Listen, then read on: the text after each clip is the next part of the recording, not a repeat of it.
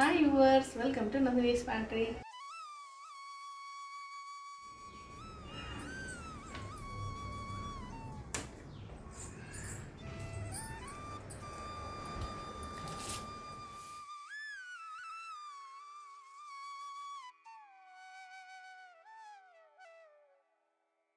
சாதம் குழம்பு வச்சாச்சு. சைட் டிஷ்க்கு வந்து காய் பண்ணலான்னு பார்த்தா கோஸ் ரொம்ப கொஞ்சமாயிடுச்சு. சரி இதை வச்சு பக்கோடா பண்ணலான்னு ஐடியா பண்ணிட்டேன் நான்.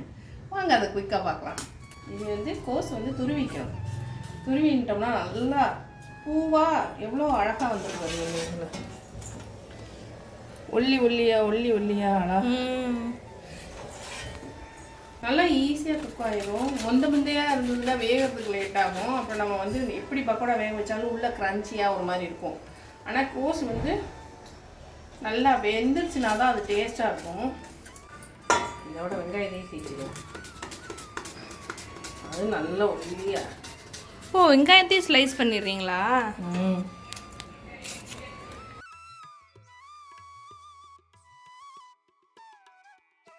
கிராம் கோஸுக்கு வந்து ஒரு வெங்காயம் எடுத்துருக்கேன். ஒரு 150 கிராம் கோஸ். கண்டினியூஸாக அப்படின்னா கொஞ்சம் ஸ்பேஸ் விட்டு சொல்லணும்னு அர்த்தம்.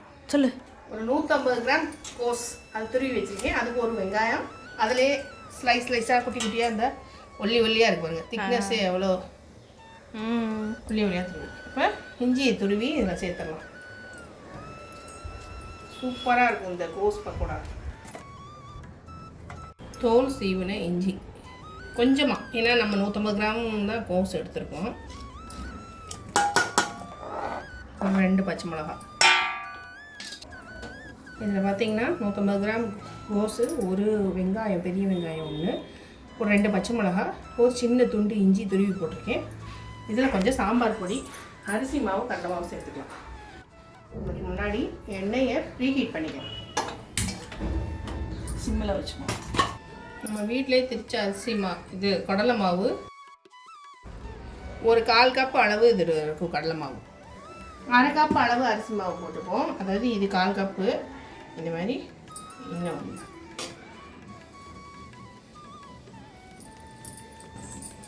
இதுக்கு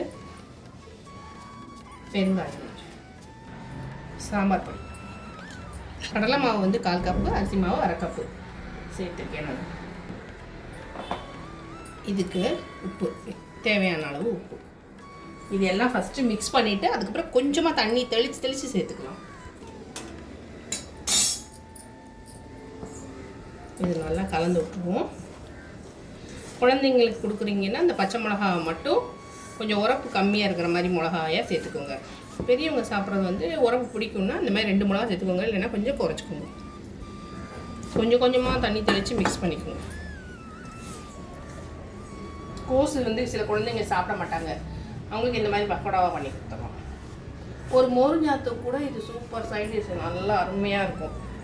இதில் ஜிஞ்சர் கார்லிக் பேஸ்ட்டும் சேர்த்து இது பண்ணலாம். நான் வெறும் இஞ்சி துருவல் மட்டும் போட்டிருக்கேன். நான் பூண்டு சேர்க்கல. விருப்பம் இருக்கிறவங்க சேர்த்துக்கோங்க. கொஞ்சமாக தண்ணி மிக்ஸ் பண்ணிங்கன்னா கரெக்டாக இருக்கும். ரொம்ப ஊற்றிட்டிங்கன்னா தண்ணியாக போயிடுச்சுன்னா எண்ணெய் குடிக்கும்.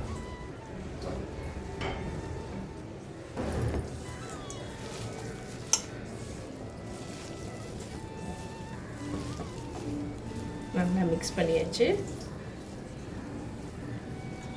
ரொம்ப கடலை மாவு போட்டாலும் திகட்டிடும். அதனால் ஓரளவு கொஞ்சம் சின்ன இதாக வில்லையாக எடுத்து சின்ன உருளையாக எடுத்து வச்சிடலாம். எண்ணெய் சூடாகிடுச்சேன்னு பார்ப்போம். சூடாக தான் இருக்குது.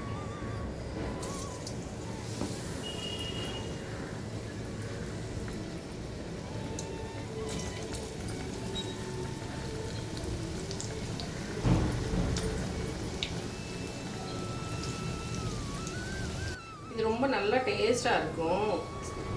கோஸ் கூட்டு கறி பண்ணலாம். கோஸில் பாயசம் கூட பண்ணலாம்.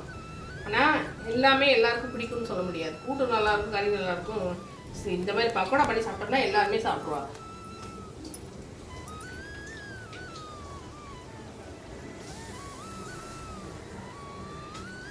சின்ன இவ்வளோ சைஸுக்கு கூட ஊட்டி போடுவோம். ஏதாவது புளியோதரை, கலந்த சாதம், தயிர் சாதம், லெமன் சாதம் எல்லாத்துக்குமே இந்த சைட் டிஷ் A1.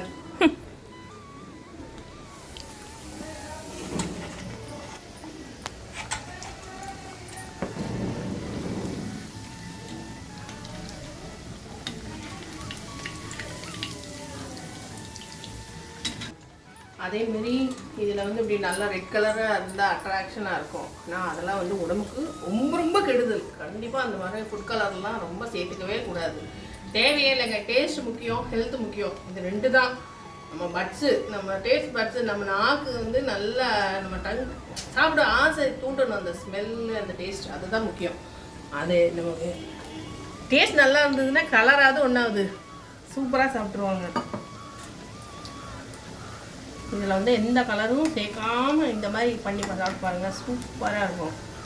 ஒரு ஈவினிங் ஸ்நாக்ஸோ இல்லை லஞ்சுக்கு வந்து சைட் டிஷ்ஷோ இந்த மாதிரி ஒரு ஹெல்த்தியான முறையில் நம்ம வந்து ரொம்ப ஆயில் வந்து தினப்படி கண்டிப்பாக ஆயில் ஐட்டம் நம்ம சாப்பிட முடியாது, சாப்பிடவும் மாட்டோம்.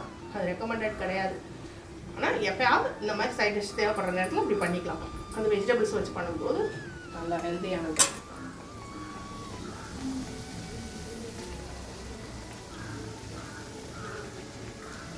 ரொம்ப லோலையும் வைக்க வேண்டாம், அப்புறம் எண்ணெய் குடிச்சிடும். கொஞ்சம் மீடியம் கொஞ்சம் அப்படி இந்த ஷேப்பில் கொஞ்சம் ஃபுல்லாக வைக்காமல் ஆனும் இல்லாமல் சிம்மும் இல்லாமல் சிம்முக்கும் கொஞ்சம் கூட நல்லா காய் வந்து உள்ளே நல்லா வெந்து வரணும்ல, அது வரைக்கும் கொஞ்சம் நல்லா வெந்து வரட்டும். ரொம்ப பெருசாக வச்சோம்னா மேலே செவந்துடும், உள்ளே வேகாது. நீங்கள் சொல்லுவீங்களா இந்த பபிள்ஸ்லாம் அடங்கணும்ன்ட்டு? ஆமாம், அது நல்லா குறைச்சி தீயில வச்சு கொஞ்சம் பொறுமையாக சூப்பராக இருக்கும் வாசனையாக. ஆனால் இதுக்கு ப்ரிப்பேர் பண்ணுறது டக்குன்னு பண்ணிட்டோம்ல. 1 நிமிஷம் பண்ணிடலாம். துருவிட்டு இந்த துருவுறது மட்டும் இருந்ததுன்னா போதும். நல்லா அழகாக துருவி டக்குன்னு பண்ணிடலாம், சூப்பராக இருக்கும். அது என்ன கையில் வச்சுருக்கீங்க? பச்சை மிளகாவா? சைடிஷா? வந்துருச்சு. இதுவே நல்லா அட்ராக்டிவாக தான் இருக்குது.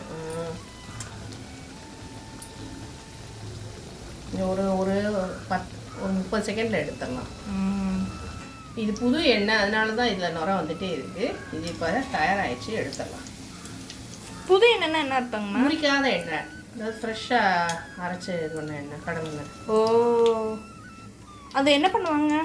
அதில் வந்து கொய்யா இலை இல்லைன்னா சின்ன துண்டு புளி, இந்த புளி எண்ணெய் ஃபஸ்ட்டு பட்சணம் பண்ண போகிறோம் அப்படின்னாலே அதில் வந்து கொய்யா மரம் இருக்குது. கொய்யா மரம் நிறைய பேர் வீட்டில் இருக்கும். அதுலேருந்து நல்ல இலையை எடுத்து நல்லா வாஷ் பண்ணிவிட்டு ஈரம் இல்லாமல் நல்லா துடைச்சிட்டு அந்த இலையை வந்து ஃப்ரெஷ் எண்ணெய் அடுப்பில் வச்சு ஆன் பண்ணி அடுப்பில் சட்டியில் வச்சுட்டு அதில் அந்த இலையை போடணும். நல்லா பொங்கி வரும். பொங்கி வந்து அந்த இது அடங்கிடும். அடுத்து நம்ம பட்சணம் பண்ணும்போது வெளியில் வரைக்கும் பொங்கி வராது. ஓ, பட்சணம் பண்ணும்போது பயப்பமாக இருக்குல்ல, படப்படன்னு பொங்கி வந்து அந்த மாதிரி வராது. ஓ, இதில் எவ்வளோ விஷயம் இருக்கு. புளி இல்லைன்னா கொய்யா இலை கிடைக்கலன்னா புளி உருண்டையை போட்டு முறிச்சிடலாம். எண்ணெய் முறிக்கிறதுன்னு சொல்லுவா. ஓ, குட்டி குட்டி உருண்டையாக ஓட்டு அது துருவி இருக்கிறனால அங்கங்கே அப்படியே நீட்டி அப்படியே சிம்மிலே வச்சோம்னாலே நல்லா அழகாக வெந்து வந்துடும். இதில் அந்த 2 மாங்காயும் போட்டு பொரிச்சிருக்கிறோம்.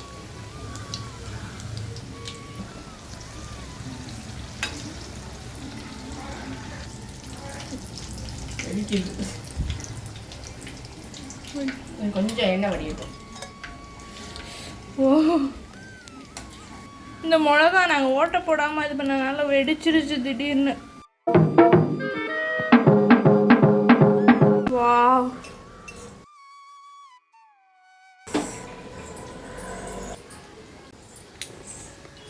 இந்த யம்மியான evening snack, lunch, side dish எப்படி வேணாலும் வச்சுக்கலாம்.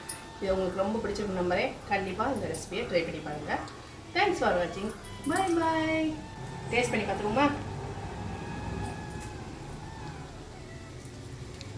சவுண்ட் வரும்.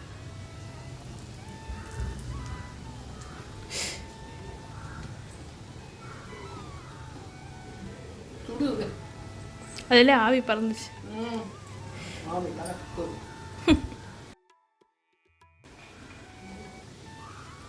சூப்பராக இருக்கு. ஒரு மோர்ஞ்சாதமும் இது இந்த ஒரு டபுள் உள்ள போயிடும். கண்டிப்பாக ட்ரை பண்ணி பாருங்க. பாய்.